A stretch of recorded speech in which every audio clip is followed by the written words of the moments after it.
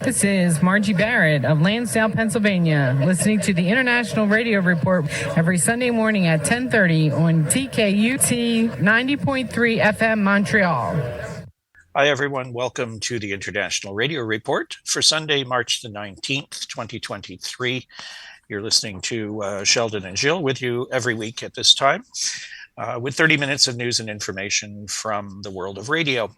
Our email address is radioreport@yahoo.com. We are live streamed and archived at ckut.ca. We have a Facebook group, International Radio Report, which we invite you to go join. There are 904 members there. And if you'd like to listen to our show at your leisure, listen to previous shows, you can go to our YouTube channel, which you'll find by searching International Radio Report on your YouTube. And if you subscribe, you could push us over the 800 mark. We're at 798 subscribers right now. Special day today, edition 1 of our 2023 funding drive shows. We have another one next week. It is CKUT's annual funding drive. It started Friday, March 17th. It's going to run through March the 26th of this year. The theme is Serving Up Fresh Radio since 1987. The goal is $45,000. And in order to reach that, we need your pledges coming through. You can do it several ways. You can go to the CKUT website, ckut.ca, and click on the donate button up in the top right-hand corner, and just follow through the process there, pledge online. And we'd really appreciate it if you get to the line where it says which show you'd want to tag your pledge to. If you go down the list and see International Radio Report, we'd really appreciate that. The amount you pledge doesn't matter. Could be a couple bucks, could be $10, could be whatever. The amount's not really important. The important part is that you actually pledge. And why donate to CKUT? We know you care about the station and you want meaningful community-made stories and music to continue to be broadcast. That's why if you're in a position to give during this time, we're asking that you continue to invest in the survival of grassroots, non-corporate, independent media. CKUT is a free-form radio station that highlights underrepresented voices and perspectives, and we've been doing this for 35 plus years now. And so have we. So this show's been here since day one at CKUT. Our listeners have always been extremely supportive during the funding drive, so we're hoping that you will do that again this year. If you don't want to do it through the website, there is a phone number. You can actually call in and make your pledge by phone, 514-907-9424, 514-907-9424. And there's gifts for your pledges depending on the amount. There's t-shirts, caps, tote bags, etc. And each donation will go into a draw for some major prizes. There's a whole bunch of them listed. You can look at them all on the webpage. We hope you'll dig into your pocket, dig out a bit of spare change there and drop it into the CKUT bucket for the funding drive. If you can't do it this week, you can do it anytime during the funding drive. You can actually do it outside the funding drive, anytime at all that you would like to support the station. So again, it's 514-907-9424. You know, we're looking for a total of $45,000. It sounds like a lot. That's about half of the budget for operating budget for the station. We get funding from the student fees at McGill University that come to the station each year. But this $45,000 is really important. What happens if it doesn't come in? Well, we'd like you to listen to something. This is what happens when the funding drive isn't supported.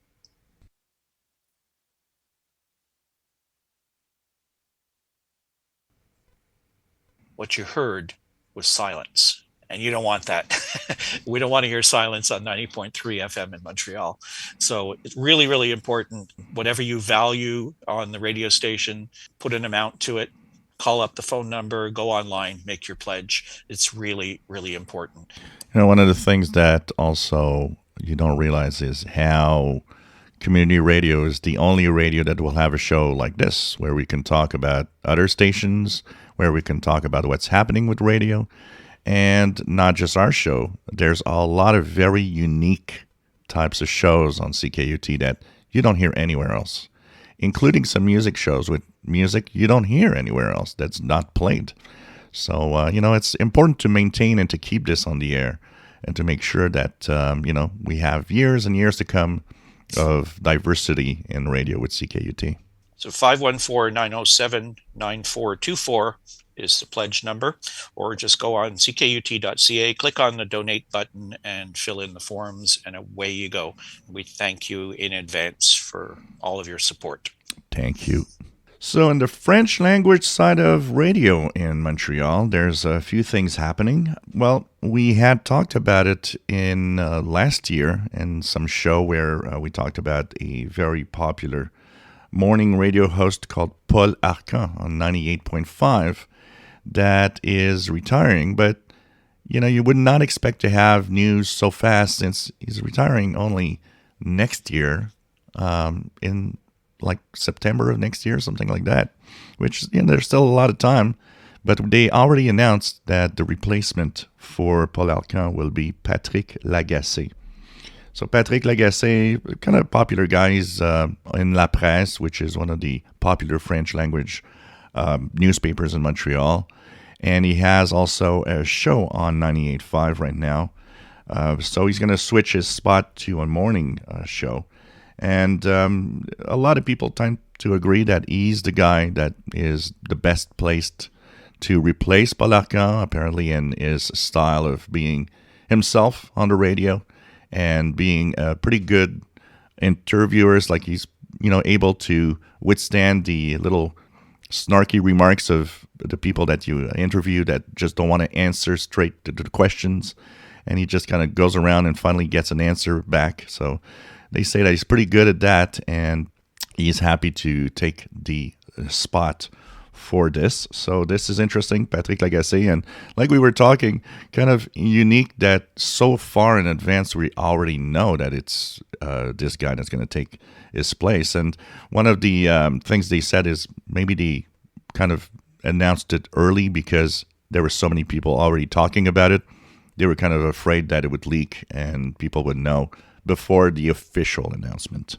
They had initially announced that Arcan was retiring all the way back in June of 2022. Yep. So, now this is the second series of articles about it, and now they're announcing the replacement, but it's going to go all the way, as you said, to September of 2024 before he actually leaves. So plenty of time left. I think it might be a bit of a marketing strategy to maybe get people to go and listen who maybe weren't listening already, like, let's go see what this guy's all about. Definitely. They're popular as it is, but hey, you could always use more audience. And talking about popularity, of course, how do we measure that? It's with ratings, and we have in Canada the Numeris ratings that, give the picture of what radio is all about. Now, there's an interesting article in La Presse by Mario Girard that he's a radio guy. I've noticed a few times he had articles on La Presse about how he's a big fan of listening to radio. And he actually tunes around the stations and tries to see the content and of every station and kind of have as his own impression of that. So he's talking about Numeris and how these ratings are kind of used, and we say it so often, we're the most popular station at 1 p.m. in the afternoon when it's sunny. There's all sorts of we're number one at this time slot and so on. And of course, it gives the portrait of Montreal in this case, where he's talking about Montreal radio, where 98.5, the most popular French language, the CBC French, Ici Première, is kind of second place. And of course, in English, we have the CJAD dominant station.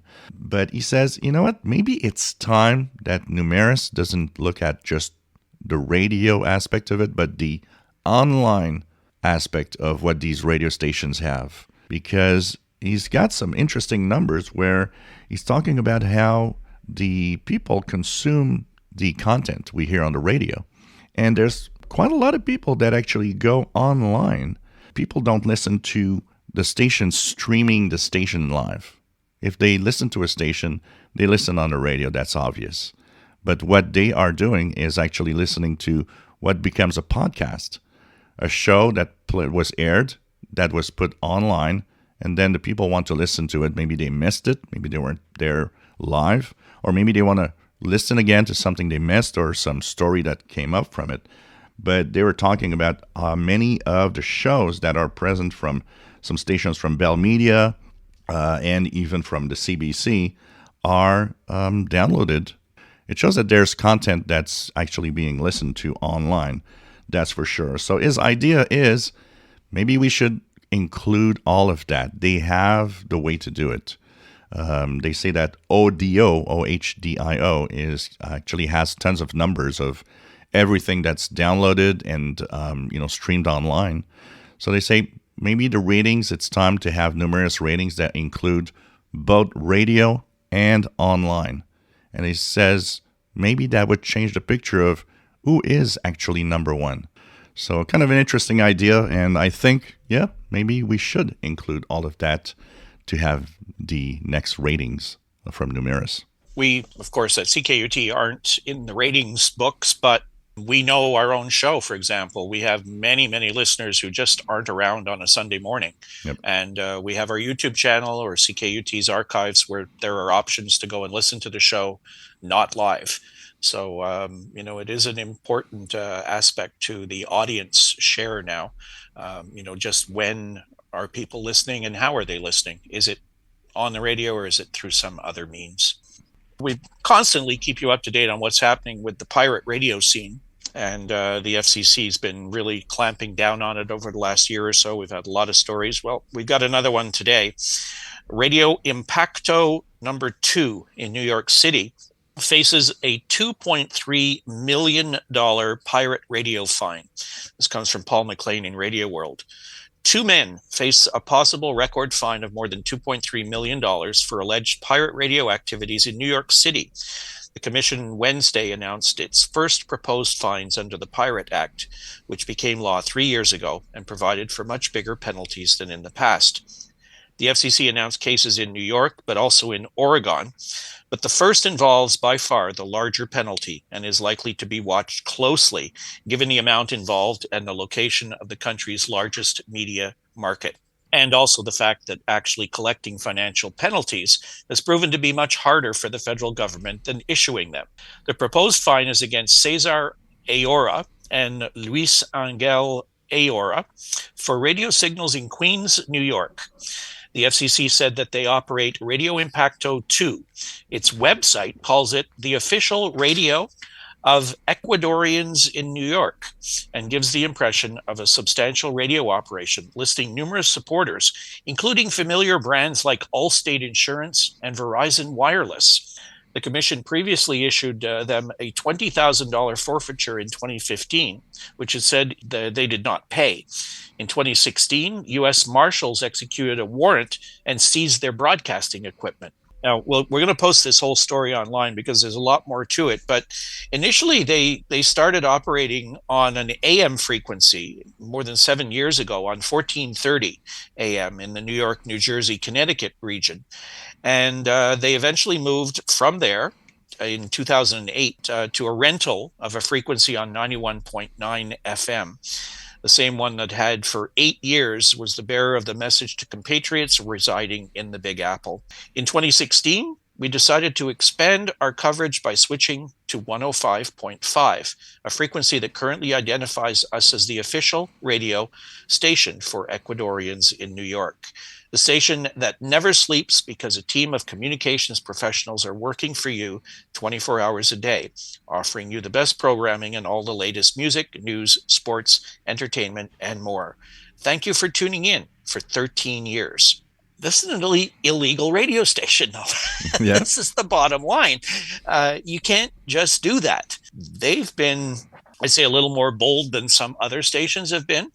They've moved around, changed frequencies. They're getting advertisers and some big name ones as well. They talk about having spoken to the property owners as well, because we've had stories about that, where they're going to start going after property owners if they know that there's a pirate station operating in their facility, in their building or whatever.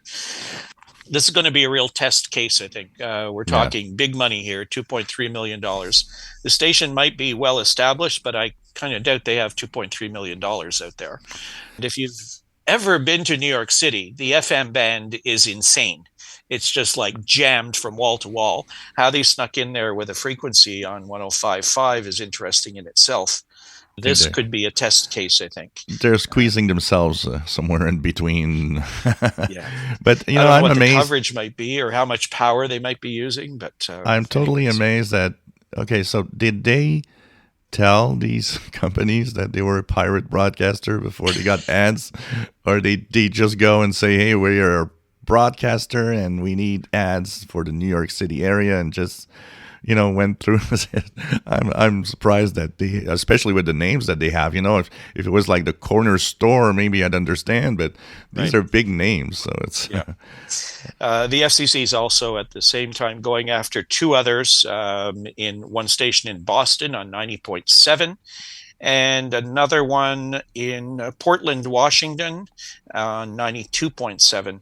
And in those cases, they're going after the property owners. So, Sheldon, there's something important happening at CKUT right now. There certainly is, and it's running right through until March 26th. That is our CKUT annual funding drive. We are asking for your support with a pledge to keep the music and the programming going at CKUT here in Montreal. You can make a pledge of any amount. Whatever amount you can spare is greatly appreciated. Go to the CKUT website, ckut.ca, click on the donate button, and follow the instructions there to make your pledge. If you don't want to do it online, you can pick up the telephone and call 514-907-9424. 514-907-9424. And if you're listening to us, we'd really appreciate if you tag your pledge to our show. It would be really great. So thanks for your past support, and we hope we'll have your support again this year. So what's happening with our sun? Several things interesting that are happening with the sun this week. First of all, there was a lot of coronal mass ejections that created a couple of geomagnetic storms. So that, of course, impacted the radio listening this week. One particular event was very interesting. So there was a very big eruption on the far side of the sun. And it was major because they were saying that what actually came out of there, the coronal mass ejection, was ejected at a very high speed. And they say something really big happened on that side. So big that it even had an impact on our side.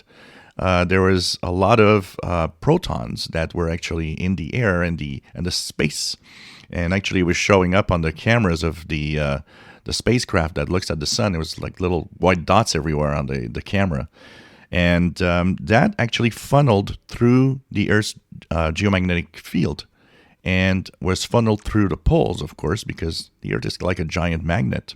It created something called a polar cap absorption event. But when that happens, it pretty much wipes out anything shortwave in the poles. So for 3 days in a row, the northern and southern pole just couldn't actually propagate any shortwave signals.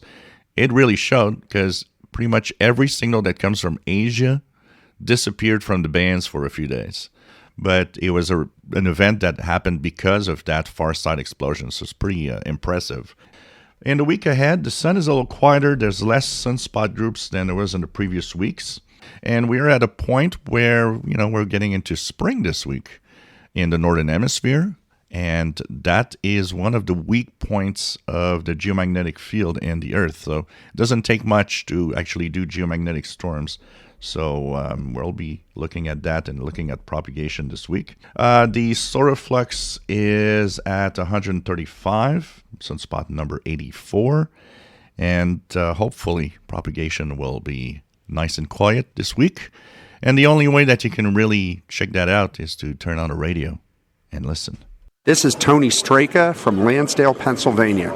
The International Radio Report presents 30 minutes of news, information, and commentary on developments in the world of radio every Sunday morning at 10:30 on CKUT 90.3 FM in Montreal and online at ckut.ca. We have a report that says that AM/FM ratings are overtaking TV for the first time. This is via Radio Inc.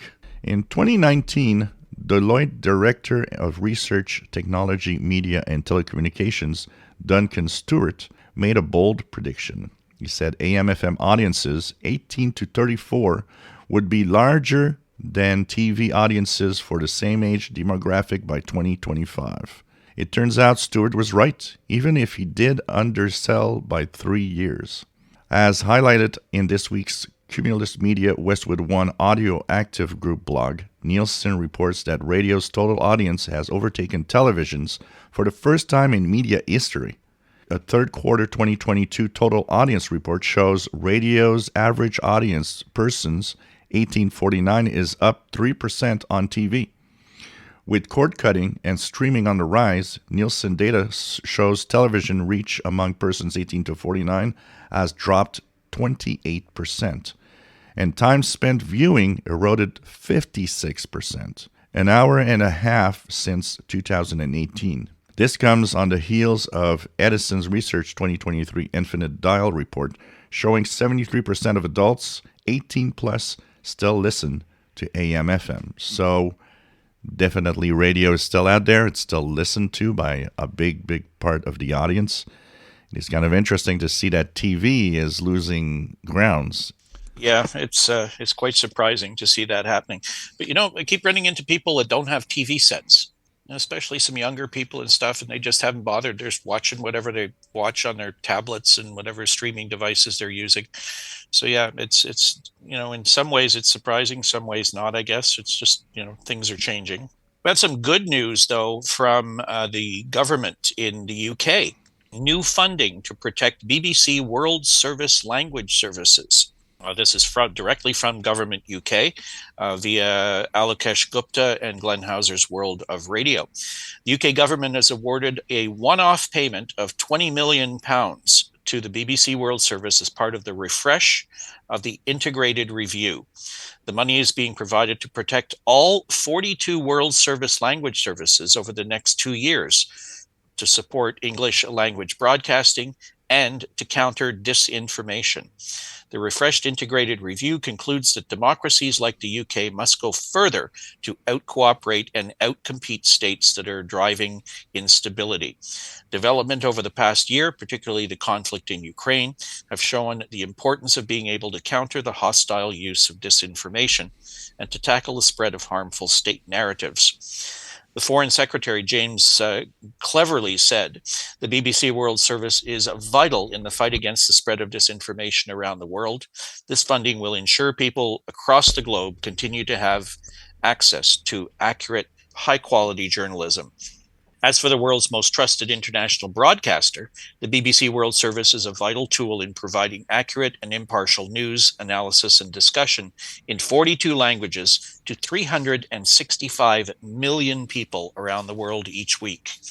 This one-off funding will allow the BBC World Service to maintain its unrivaled status as the world's largest information broadcaster and to continue playing its crucial role in tackling harmful disinformation through providing trusted, impartial news and analysis globally. Well, this is a little change of a tune, isn't it? Yep. And it is interesting. And a question that I got asked, which was very clear, why should countries like, Canada or the UK or the United States or France spend money broadcasting to other parts of the world? It's obvious, and this article says it. If you want to help out and balance the news and counter anything that is disinformation, we've got to broadcast and have our own viewpoint sent out to all of these countries so that everybody has a balanced view of events happening around the world and in their own countries. Particularly, they were talking, and I don't know if they've reversed it. There were a couple language services that BBC was dropping. Yep. Now, has this reversed those decisions? It's not really clear with this particular article, but it'd be interesting to look at that. So we have Russia that has expanded its ham radio call sign prefixes. This via Wolfgang Büchel and Glenn Hauser's World of Radio. So this is a Google translation from Russian to English. Russia has its own call sign system for amateur radio stations expanded to include the annexed areas in Ukraine. So from now on, the following prefixes will be used. We have R1H, R1V in Kherson region, R6K, R7K, Republic of Crimea, and already in use since March 21st, 2014.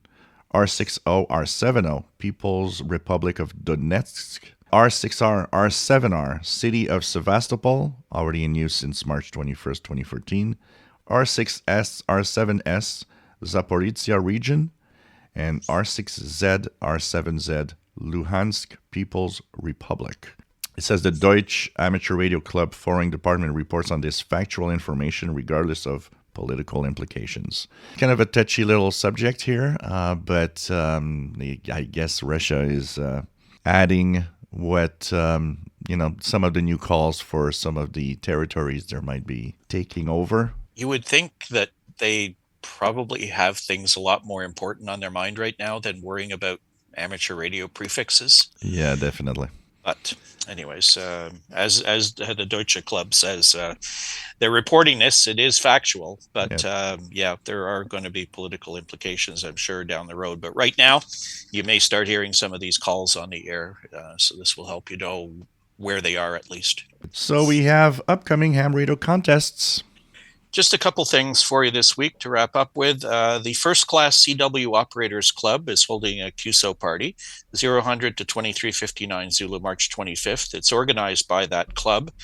It's not really a contest, but it's what they're calling an activity day in memory of Bill Windle, G8VG, who's a silent key, past chairman of the FOC, who was very keen that we should all be as active as possible on the bands. Stations participating in the contest or event should call CQ-BW in memory of Bill Windle. So it's all the HF bands except the work bands, and it's CW only. This is a CW club. One of the big contests coming up, CQ Worldwide WPX Contest SSB, which is the World Prefix Contest, 0000 Zulu, March 25th to 2359 Zulu, March 26th. Organized by CQ. Bands 160 through 10 meters. No work bands. Mode SSB. And a little tip here, even if you're not a contester, but you are a ham operator, wants to contact unusual stations, usually the week before, there's a lot of them practicing and on the air making regular contacts. So you could take your time to do that. I will certainly be looking forward for that also. Yeah, no, a lot of us actually, instead of calling it world prefix, we call it weird prefix, WPX, because there are some strange calls and you have to do some research to figure out, wow, where is this guy exactly using that prefix? So have fun with it. It'll be crowded on the bands, that's for sure. And one Canadian-related item to wrap up on ham radio, a DXpedition is heading out to Sable Island. And look up Sable Island. It's officially part of Nova Scotia, but it's like way out there in the Atlantic and a very difficult place to get to, very unique place. Some great stories behind the island. And they'll be running, anywhere March 20th to April 5th. It's going to depend on when they can land and set things up and what have you.